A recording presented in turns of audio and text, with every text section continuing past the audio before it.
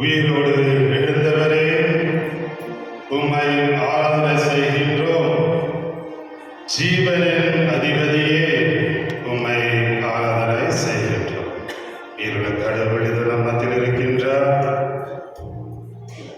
கடந்த ஆண்டு வழி நடத்தியது போல பிறந்திருக்கின்ற புத்தாண்டிலும் நம்மை நம் குடும்பங்களையும் அதே இறுதி ஆண்டவர் வழிநடத்த வேண்டும் என்று உயிரோடு எழுந்தவரை நமக்கும் உயிரையும் ஜீவம் கொடுத்த ஆண்டவரிடம் உற்சாகத்தோடு இயேசுவை போற்றி புகழ்ந்து பாடுவோம்.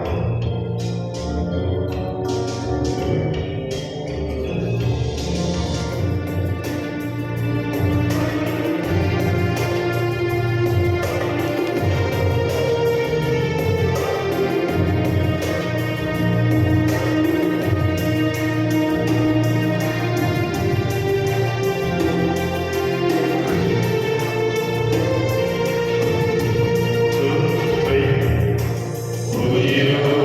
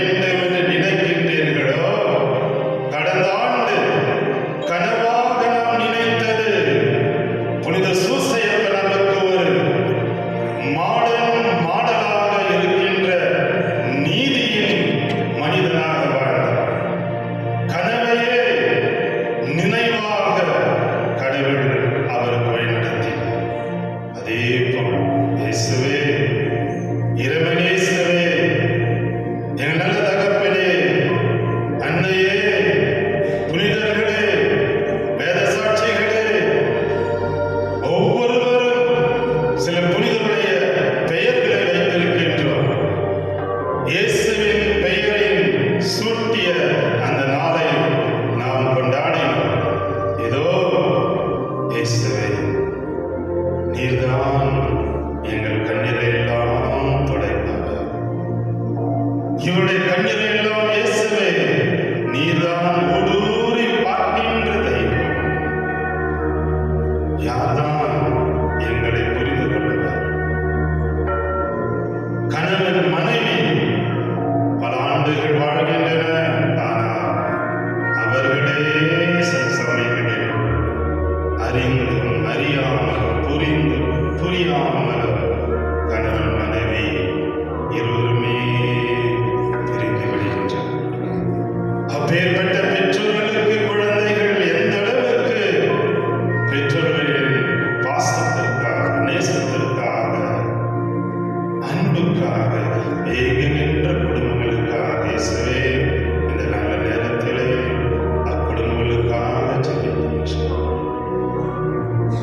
நோய்வாய்ப்படுத்தி கிடக்கின்ற ஒரு குடும்பங்களுக்காக, திருமண வரத்திற்காக ஏங்கிக் கொண்டிருக்கின்ற தாய்மார், என் மகளுக்கு வயதாக கொண்டு இருக்கின்றதே, தேவதாயே, அன்னையே, பாத்திமா தாயே, லூது மாதாவே, வேளாங்கண்ணி தாயே, என் மகளுக்கு கல்யாணம் எப்பொழுது வரம் கிடைக்கும் என்று ஒவ்வொரு நாளும் அடிப்பிச்சை கேட்கின்றனே. எப்பொழுது என் மகளுக்கு உனக்கு அந்த மங்கள வார்த்தை, அதுவும் கபிரேல் தூதர் அறிவித்தது போல என் மகளுக்கு, என் மகனுக்கு, அவனுக்கும் வயதாகிக் கொண்டிருக்கின்றது, நல்ல வேலையில் இருக்கின்றது, நல்ல ஊதியம் இருக்கின்றது, ஆனால் ஒரு வரம் கிடைக்காமல் தவிக்கின்றேனே. அப்பேற்பட்ட வாலிபர்கள் மீது இயேசுவே உமது ஆவியானவர், உமது வல்லமையான ஆற்றல் அந்த பிள்ளைகள் மீது விழட்டும். பலவிதமான நோயில் துடிக்கின்ற நோயாளிகள், தாவீதின் குமாரனே,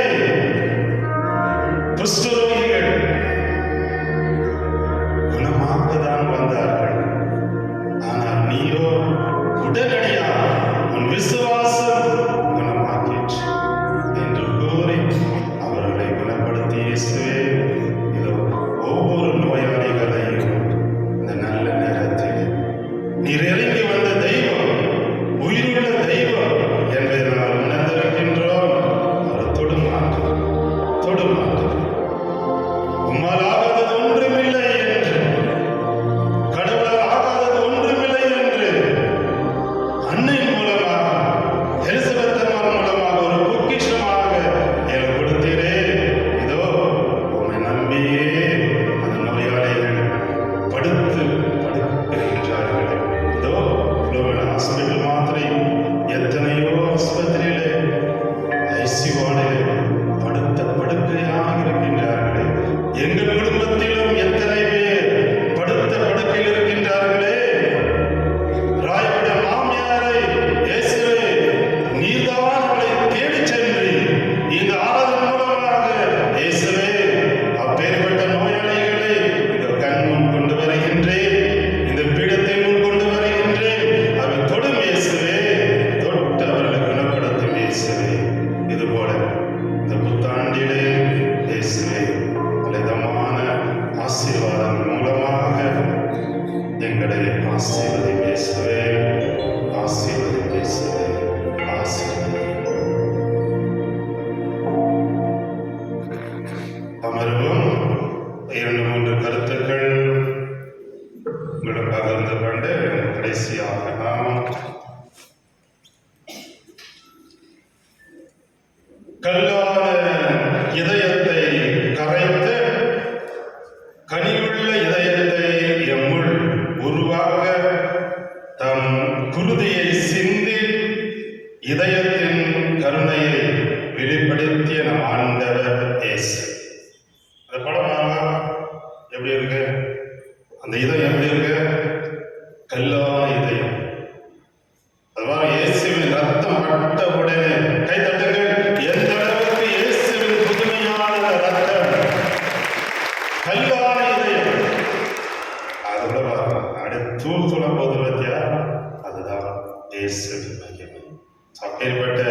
இதயமும் கரைந்துவிடும் என்றுதான் நாம் பார்க்கின்றோம். ஆகவே இந்த புத்தாண்டு new year, new grace, new praise. என்றா காலங்கள் அவருடையன, யுகங்கள் அவருடையன, ஆட்சியும் என்றென்றும் யாருக்கு? அவருக்கு. சுனோவா பெட்டகம் பார்த்திருப்பீங்க. அந்த கதவு ஏன் திறக்கின்றது? எல்லா மிருகங்களுக்கும் இல்லையா? அவர் அடைக்கலமா திறக்கின்றது. ஆனால் இயேசுவின் இதய கதவு நமக்கு திறக்கின்றது. ஏன்? அந்த பாவம் என்னும் கரையிலிருந்து நாம் புண்ணிய வாழ்வு என்னும் கதவு, இயேசுவின் இதய கதவு திறக்கப் போகிறது. ஆகவே அருளப்ப 10:9, நானே வாயு, என் வழியாக நுழைவோருக்கு ஆபத்து இல்லை. அவர்கள் உள்ளே போவ வெளியே வருவ மேய்ச்சல் நிலத்தை கண்டு. அதான் இயேசு கதவாகவும் அவரே வாயிலாகவும் இருக்கின்றவர் என்பதை உணர்கின்றோம். So, the heart of Jesus எப்படிப்பட்ட ஒரு இதயம் என்பதை உணர்வோம். 6 for the last hour. 99 என்னது? எருமாடா, ஆடு இல்லையா? பைபிளே மாத்திடுவாங்க சில பேர் இல்ல, பைபிளே மாத்திர 99 இல்லையா? ஆனா ஒரு ஆடை தேடி உடனே ஒன்னும் 99 எங்க எண்ணி கம்பேர் இருந்தாலும் ஒரு ஆட்டுக்காக அதான் இயேசு 6 for the last sanctifies the least. எவ்வளவு குறைகள் இருந்தாலும் பல விதத்தில் நாம் நினைக்கின்றோம், நடக்குமா நடக்காதா, அது புத்தாண்டு இல்லையா? போன வருஷம் எப்படிலாம் நினைச்சிருப்பாங்க, இந்த வருஷம் எப்படி இருக்குமோ? No, sanctifies the least. புனிதப்படுத்துகின்ற கடவுள் நாம் கடவுள். safeguards the lost. பார்த்தீங்களா? யாரோ தெரியாமல் போய்விட்டாலும் வேண்டுகின்றோமே, ஏன்? கண்டிப்பாக திரும்பி வருவார். உதாரணமாக செக்யூர்ஸ் தி லாஸ்ட். எப்பேற்பட்ட எங்கிருந்தாலும் அவர்கள் வருவார்கள், எங்கேயோ நல்ல இடத்தில் இருப்பார்கள். அந்த இதயம் பிறகு sacrifice the last. தியாக உள்ளத்தோடு நமக்கு அருள்கின்ற கடவுள். So, இந்த புதிய ஆண்டில் 5 வாக்குத்தத்த வார்த்தைகளை சொல்லி இந்த ஆண்டவர் நம்மை எப்படி அணுக வேண்டும் என்பதை உணர்வதற்கு முன் அன்பு கூறுவேன் என்ற பாடல்கள் பாடிவிட்டு இந்த 5 கருத்துகளுக்கு நாம் எல்லாம் உங்களுக்கு தெரிஞ்ச பாடல் தான் அன்பு கூறுவேன் என்ற பாடல்.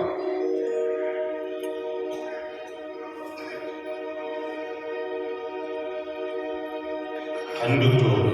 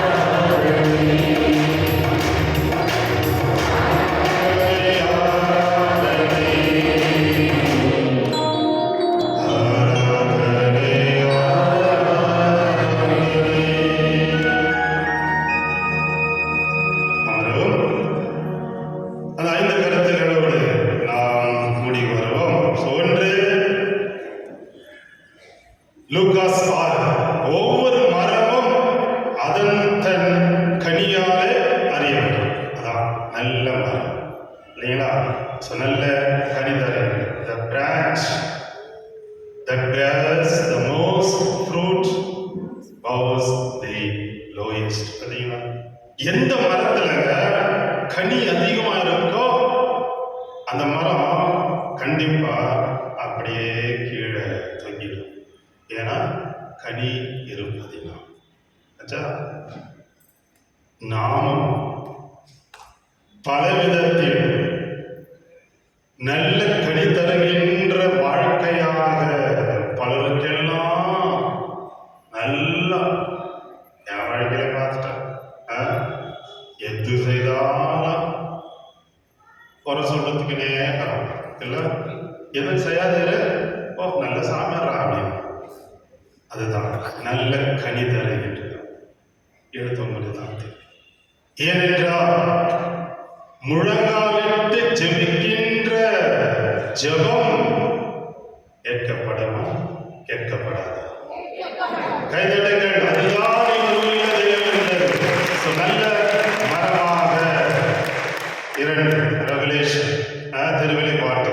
அந்த 1000 ஆண்டுகள் முடிந்ததும் சாத்தான் சிறையிலிருந்து கட்டவிழ்ந்து விடப்படுவான். ஒருவேளை நமக்கு அதிகமான சோதனைகள் பிரச்சனைகள் வரலாம். மனம் தளராமல் இருக்க உலகம் முடியும் வரை உலகம் முடியும் வரை கைதட்டுங்கள். உலகம் முடியும் வரை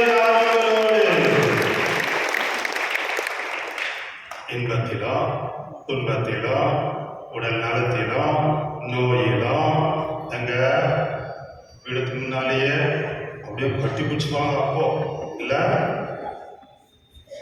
5-6 வருஷம் ஆகட்டும், ஏதாவது ஒரு நோய் வரட்டும், HIV வந்துச்சு, ஓட்டான மனுஷன் பார்த்தியா.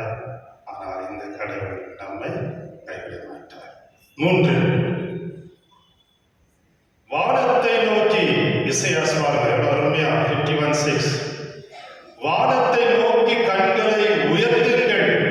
அதனால்தான் நம்ம ஜெபம் பண்ணும்போதும் என்ன பண்றோம்? கண்களை எங்க வானத்தை. நம்ம கண்களை ஏன் கண்ணுவோம்? இந்த சீரியலையே பார்த்துக்கணும். வானத்தை நோக்கி கண்களை உயர்த்துங்கள்.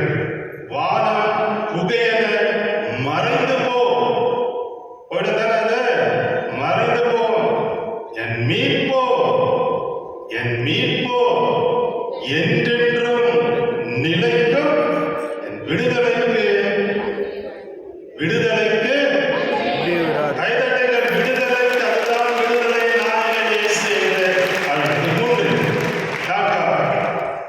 ஜக்கரியா, உனது ஆற்றலாலும் அல்ல, வலிமையாலும் அல்ல, ஆனால் எனது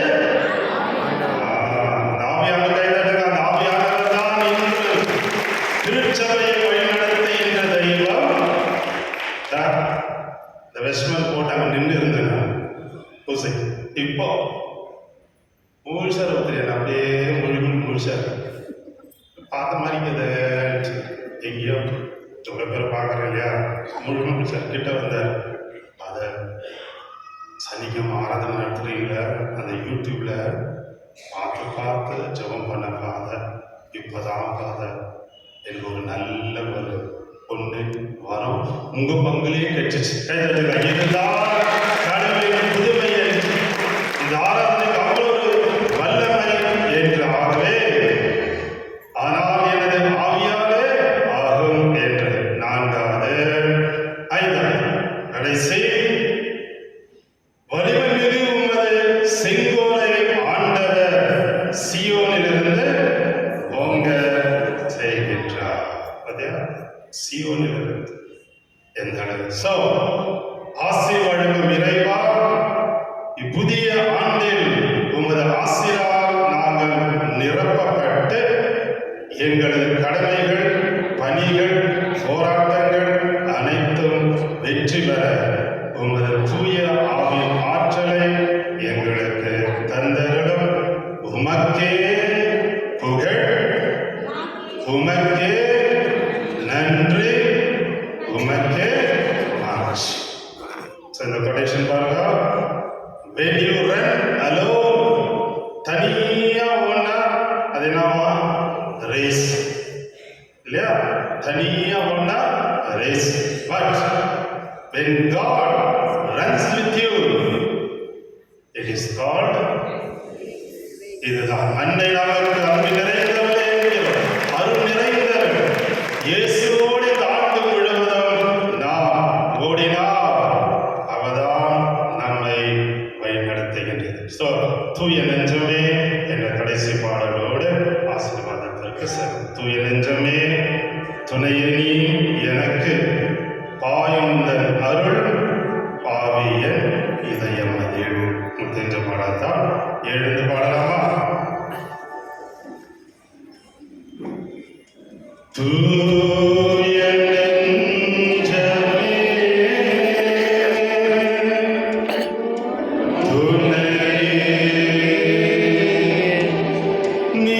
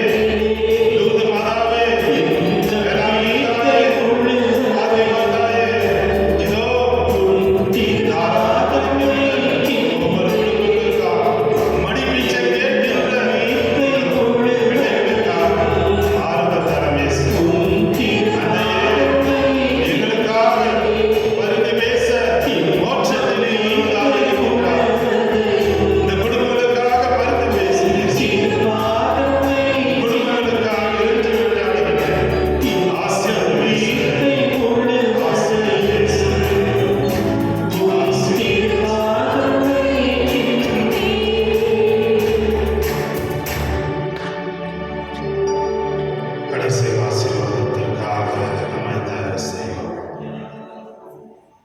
அதோ அன்று மோயிஸ் 2 கரங்களை உயர்த்தி இஸ்ராயேல் மக்கள் ஜெபித்தாரே, அந்த ஜெபத்தை கேட்கவில்லையா இயேசுவே?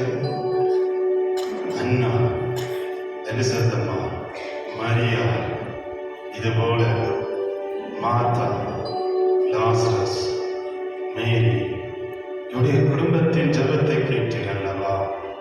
நீர் கண்டிப்பாக ஜெபத்தை கேட்டிருப்பீர் என்ற ஒரு முழு நம்பிக்கையிலே உமது ஆசீர்வாதம் இன்று மாத்திரமல்ல இயேசுவே, இந்த ஆண்டு முழுவதும் எங்கள் குடும்பங்கள் ஒவ்வொரு நாளும் ஒவ்வொரு ஞாயிற்றுக்கிழமையும் இது உண்மையை நாடி வருகின்றதே. என் குடும்பத்தை நீ ஆசிரிக்க மாட்டீரா? என் கண்ணீருக்கு முற்றுப்புள்ளி வைக்க மாட்டீரா? என் வேண்டுதலை நீ கேட்க மாட்டீரா? எந்த அளவுக்கெல்லாம் என் குடும்பம், என் பிள்ளைகள், என் வாழ்க்கை கொடி பறந்ததே. ஆனால் இப்பொழுது கடன் தொல்லைகள், பலவிதமான சிக்கல்கள், பலவிதமான குழப்பங்கள், சந்தேகங்கள் இதுபோல என் குடும்பத்தை வாட்டி படைக்கின்றதே. இயேசுவே, இந்த ஆண்டாவது என் குடும்பம் நிம்மதியான ஒரு வாழ்க்கை, சமாதானத்தின் அரசு நீர், அந்த சமாதானத்திற்காக இறங்கி வந்த தெய்வம் நீர், அந்த தூய்மையான சமாதானத்தை இயேசுவே என் குடும்பத்திற்கு தர மாட்டீர்கள். என் பிள்ளைகள் படிப்பு ஏறாத சில பிள்ளைகள் எவ்வளோ கடின உழைப்பு மூலமாக படிப்பில்லாததான், நன்றாக படிக்கின்ற பிள்ளைகளுக்கு ஆவின் கொடைகளை நிரப்பும் இயேசு. வேலைக்கு செல்கின்ற இந்த வாலிப பெண்கள், ஆபீஸில் பலவிதமான சிக்கல்களை என் பெண் பிள்ளைகள் மாட்டிக்கொள்கின்றார்கள். வழியிலே பலவிதமான தொல்லைகள். அந்த பெண் பிள்ளைகள் வெளியே சென்று திரும்பவும் வீடு திரும்ப வரை அம்மா மடியிலே ஒரு நெருப்பை எப்படி வைப்பார்கள் அதுபோல அந்த மகள் வரும் வரைக்கும் துடிக்கின்றார்கள். என் கணவர் காலையிலிருந்து மாலை வரைக்கும் உழைக்கின்றார். போதிய ஊதியமில்லாத காரணத்தினால் தூக்கத்தையும் கலந்துவிட்டு குடும்பத்திற்காக உழைக்கின்றார். மனைவி காலையிலிருந்து இரவு வரைக்கும் உறங்காமல் பிள்ளைகளுக்காக குடும்பத்திற்காக உழைக்கின்றாரே. அந்த அம்மா மனைவி இதுபோல இயேசுவே பலவிதமான இயக்கங்கள், விண்ணப்பங்கள் எங்கள் உள்ளத்தில் இருக்கின்றன. இவை அனைத்தையும் இந்த ஆண்டு முழுவதும் நீர் ஆசீர்வதித்து என் குடும்பத்தை நீ வழி நடத்துவீர் என்ற முழு நம்பிக்கை. சின்ன கற்புறது போல விசுவாசம் என்பது, பிலீஃப் என்பது கேட்பதற்கு முன்பதாகவே கிடைத்துவிட்டது என்று நாம் படிக்கின்றோம். ஆகவே என்னுடைய விசுவாசத்தை அதிகரிக்க, உடைய விசுவாசத்தை ராயப்படுத்த இந்த பாறை போன்ற விசுவாசமாக இதோ இன்று வந்திருக்கின்றவர்களுக்கு அந்த பாறை போன்ற விசுவாசத்தை தந்தார். சின்ன பொறி போல வல்லமை நிறைந்தவராக வல்லமை நிறைந்தவராக சின்ன பெருமாளத்தை, அதே போல் எல்லா புனிதர்களும் எல்லா வேத சாட்சிகளும் உமக்கு உகந்த ஒரு வாழ்க்கையாக வாழ்ந்தார்களே, அதுபோல எங்கள் வாழ்க்கை மாற இதோ இந்த ஆசீர்வாதத்தை எங்களுக்கு தார்.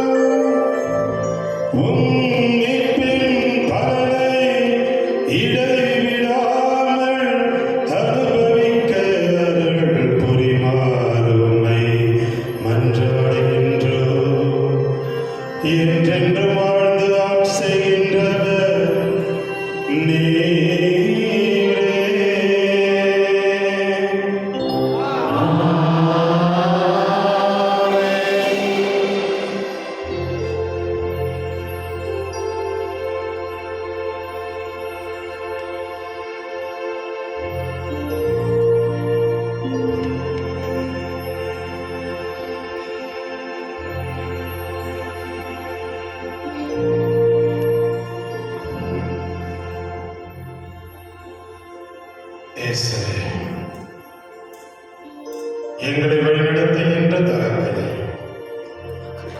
படைத்து பராமரித்து பாதுகாத்து வரும் எங்கள் ஆண்டவரே, இந்த ஆறுதல் நம்பி வந்திருக்கின்ற எம் பங்களிக்கின்ற ஒரு குடும்பத்தையும் அனைவரையும் இந்த ஆண்டு முழுவதும் இறுதி ஆண்டவரே உம் இதயத்தில் ஈர்க்கின்ற அந்த அன்பு, சமூகம், நட்பு இவற்றின் மூலமாக என் பங்கை ஆறுதல் பங்கு கொண்டிருக்கின்ற ஒவ்வொரு குடும்பங்களையும் ஆசீர்வதி இயேசுவே, ஆசீர்வதி இயேசுவே, ஆசீர்வதி.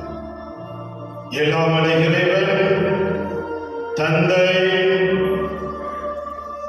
மகன், தூய ஆவி உங்களையும் உங்கள் குடும்பங்களையும் நிறைவாக ஆசீர்வதிப்பாராக.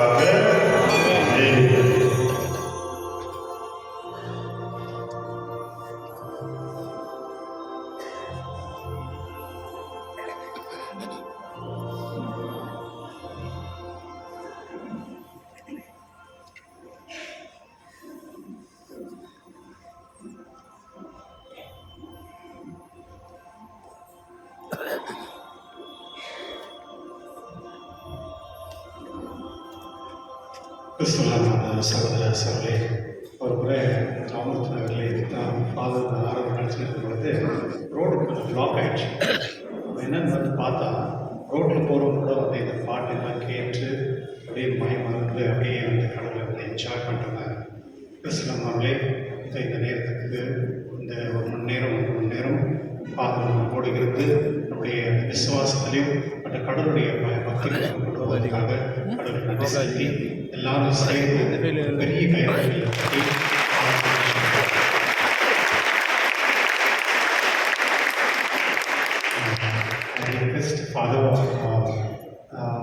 மக்களுக்கு நீட் இந்த ஏரியாவில் வந்து இந்த மாதிரி ஒரு ஆராதனை, இந்த மாதிரி ஒரு பயபக்தி தேவைப்படுகிறதா கான்ஸ்டன்ட்லி நம்ம டிஸ்டர்ப் பண்ணுவேன். So you also come part of parish. எல்லாம் தெரிஞ்சவங்க மூஞ்சிங்க தான் சார்.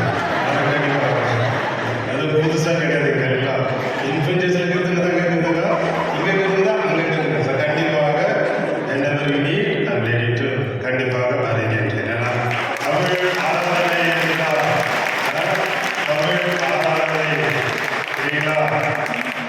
நீங்கள் தான் தமிழ்காரங்க தான் அந்த ஆராதனை முழுமையாக பங்குகின்றது. ஸோ கண்டிப்பாக எவ்வளோ வல்லமை கடவுள் கொடுத்திருக்கின்றாரோ முடிந்தளவு உங்களுக்காக தந்தையில் வந்திருப்பது மிக்க மகிழ்ச்சி. And I heard so many things. Father வந்ததிலிருந்து பலவிதமான மாற்றங்கள் நடைபெறுகின்றது என்றால் அந்த ஆவியானவர் தான் தந்தை அவர்களை வழிநடத்துவார். நீங்களும் கடைசி ஒரு சின்ன ஜோக்கு முடிச்சிட்டுமா? ஜோக்கு சொல்லிட்டுமா? அதுக்கு முன்னே ஒரு அனௌன்ஸ்மெண்ட் பண்ணிடுறோம். நம்மளுடைய சேகரனுடைய கேலண்டர்ஸ் இருக்குது, நம்ம பரிசு வாங்கியிருப்பாங்க, அங்கே விற்கப்படுகிறது, நீங்கள் வாங்கிக்கலாம். அதோட ரெண்டாவது நம்ம இந்த போட்டிகளில் இறுதி ஆண்டவர் மாதா ஸ்டாச்சு அது கொஞ்சம் மாடிஃபை பண்ணோம். யாராவது ஸ்பான்சர்ஸ் யாராவது மீட் பண்ணுங்கள், நம்ம ட்ரை பண்ணுவோம். மற்றும் இந்த ஆண்டு ஆர்ச் பிஷப் நம்முடைய டயசிஸில் திருமணம் கணவன் மனைவி உடைய நாளாக இந்த ஆண்டாக அவர் நியமிச்சிருக்காரு. ஆகையினால இந்த பிப்ரவரி மந்த் நம்ம ஃபாதர்ஸ் ஃபோன் பண்ணுவாங்க. யாருன்னா லாஸ்ட் இயர், அதாவது 25, 24, 23 யாரெல்லாம் இந்த கோயிலில் நீங்கள் மேரேஜ் பண்ணியிருக்கீங்க அவங்களெல்லாம் நாங்கள் ஒரு கேதரிங் பண்ணி ஒரு ஜஸ்ட் ஒரு நீயா நானா நமது ஃபேமிலி நமது சுச்சுவேஷன் இருக்குது, நாங்கள் எப்படி உங்களுக்கு ஹெல்ப் பண்ண முடியும் அப்படின்னு சொல்லி ஒரு கனெக்டிவிட்டி பண்ணுறதுக்கு நம்ம முயற்சி பண்ணுறோம்.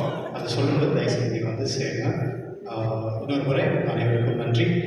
கூட்டம் டிஸ்ட்ரிபியூட் பண்ணுவோம். கொஞ்சம் சாதம் கொஞ்சம் எல்லாருமே கொஞ்சம் க்ரௌடாக இருக்கிறதுனால அந்த லைன் அட்ஜஸ்ட் பண்ணி கோஆப்ரேட் பண்ண முடியும் கேட்டுக்கொள்கிறேன். மறுபடியும் தேங்க்யூ ஃபார் த கோயில் மெம்பர்ஸ்.